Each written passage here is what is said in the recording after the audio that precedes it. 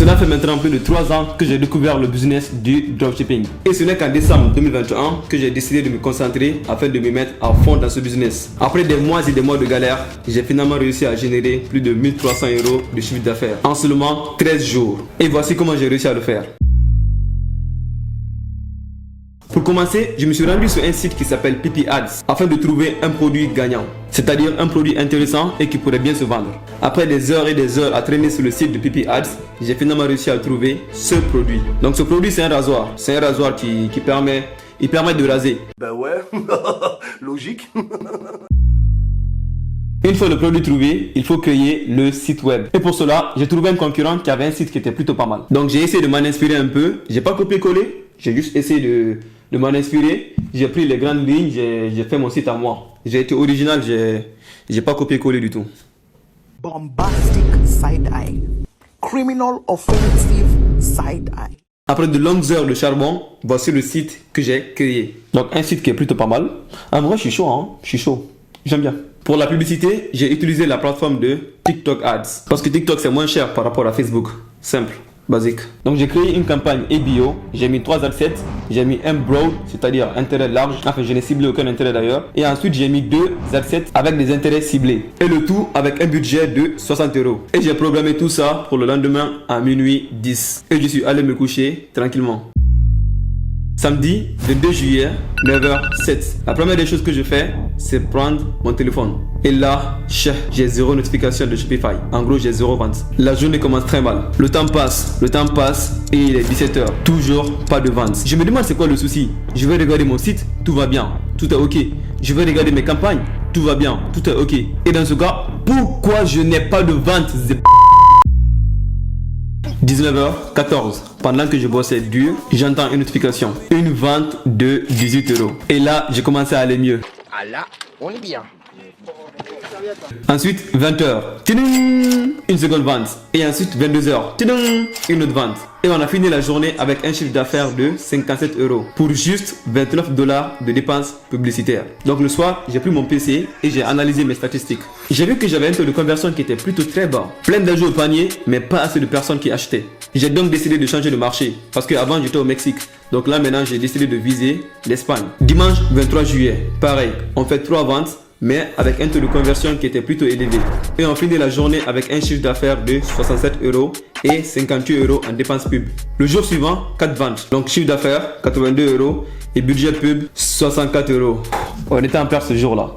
Mais le taux de conversion était plutôt intéressant. Mardi 25 juillet, les bonnes choses commencent. Sans toucher à ma campagne, sans toucher à mon site, sans apporter aucune modification, on a fini la journée à près de 183 € de chiffre d'affaires pour seulement 46 $ de dépenses publicitaires. C'était presque du x4. Alors là, ce jour-là, j'étais refait. Pour la première fois que je faisais du bénéfice avec ce business de dropshipping.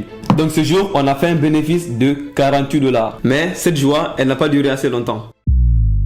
Le jour suivant, mercredi 26 juillet, je n'ai fait qu'une seule vente. J'ai pas trop compris pourquoi. J'ai donc décidé d'apporter quelques modifications en dupliquant les adsets qui étaient rentables et en coupant celles qui me faisaient perdre de l'argent. Et ensuite, j'ai laissé tourner. Le jour d'après, 3 ventes, un chiffre d'affaires de 61 € pour 80 balles en pub. Ça fait mal. Aïe, je dépense 80 balles et j'ai 61 €. Ah. Les journées se sont enchaînées ainsi avec des hauts, des bas, des bas, des bas et encore des bas. Pendant que ce shop y tournait, j'ai décidé de créer une autre boutique sur un marché différent, mais toujours avec le même produit. Et ce nouveau marché, apparemment, il avait un bon taux de conversion. Donc je me suis dit, let's go tester là-bas. Et ce marché, c'est le Danemark. J'ai beaucoup hésité à partager le marché, mais pas grave. Ici, c'est la transparence. On donne tout. Donc le lundi 31 juillet, j'ai lancé ma boutique au Danemark. Et dès le premier jour, on a fait 3 ventes avec un chiffre d'affaires de 60 € pour 35 € dépensés en pub. Plutôt pas mal, j'aime bien.